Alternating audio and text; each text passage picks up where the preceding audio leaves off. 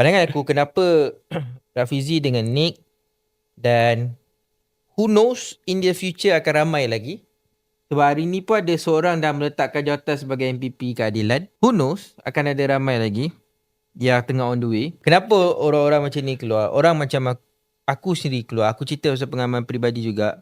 Aku rasa yang keluar ada satu pandangan yang sama. Kita berdiri atas prinsip bukan atas parti.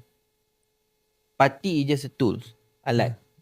Macam contoh, kau nak pergi Seremban, is either kau naik kereta Saga ke, kau naik Merc ke, kau naik Porsche ke, kau akan sampai je kat Seremban. Parti is only a tools. Machinery untuk sampai ke arah matlamat. Sepanjang kau dengar ucapan Raf pernah cakap tak, saya nak jadi Perdana Menteri? Pernah tak dengar? Tapi ada orang 28 tahun bercakap nak jadi Perdana Menteri. Yang daripada 98. Kau akan tengok orang yang datang dan bercakap tentang soal idea. Kenapa dia cakap soal idea? Macam Raf kan, dia cakap kita perlu buat ni, negara ada masalah ni, kita kena buat A, B, C, D, Y. Mungkin orang cakap ni raja formula lah, apalah.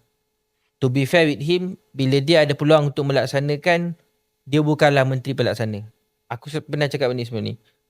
Berlaku adil pada Raf, dia dalam kabinet, dia bukan menteri pelaksana. Dia menteri yang memberikan idea. Pelaksana adalah kementerian lain. Polisi. Orang yang bila dia bercakap tentang soal idea ni, dia nak lihat perubahan tu berlaku. Dan selama ni dia percaya dengan dia menggunakan machinery PKR, harapan perubahan tu boleh berlaku. For 28 years dia percaya benda tu. And now harapan tu dah hancur. So that's why untuk melihat matlamat untuk perubahan tu berlaku, they need a new machinery, a new tools untuk capai matlamat tu. So that's why bersama ni wujud. Sebagai satu alat untuk kita capai matlamat tu. So dia tarik. Siapa yang masih berdiri atas prinsip we need a change for this country, kita perlukan perubahan, kita nak go menuju negara tua dah, our economy is not good, our teknologi ke belakang, pendidikan kita ke laut, so we need to do something.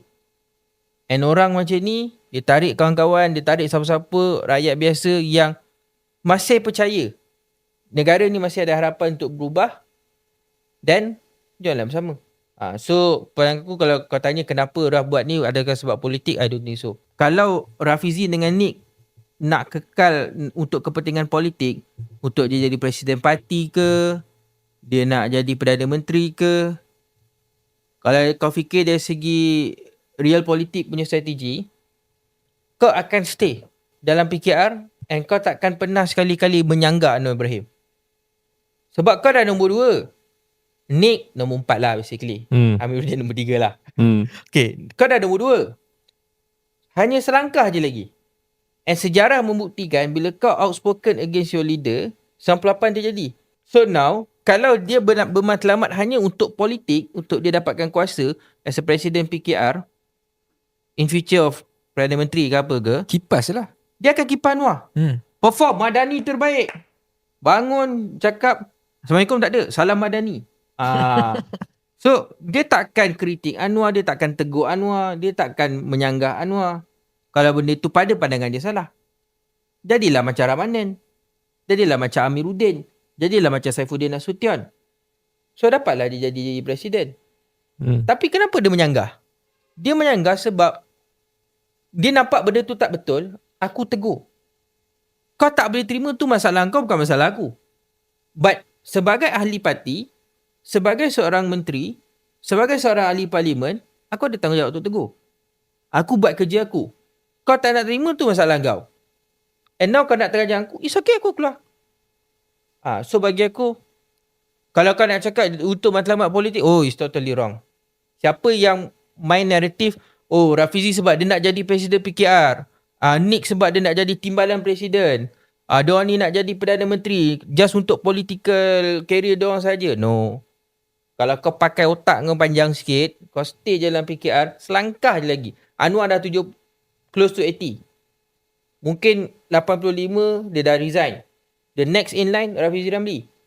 Tapi kenapa dia menyanggah? Sebab dia nampak based on prinsip benda tu tak betul. So tu pada pandangan aku as a whole, Adakah RAF keluar dengan NIP keluar adalah disebabkan oleh politik? No, it's all about prinsip.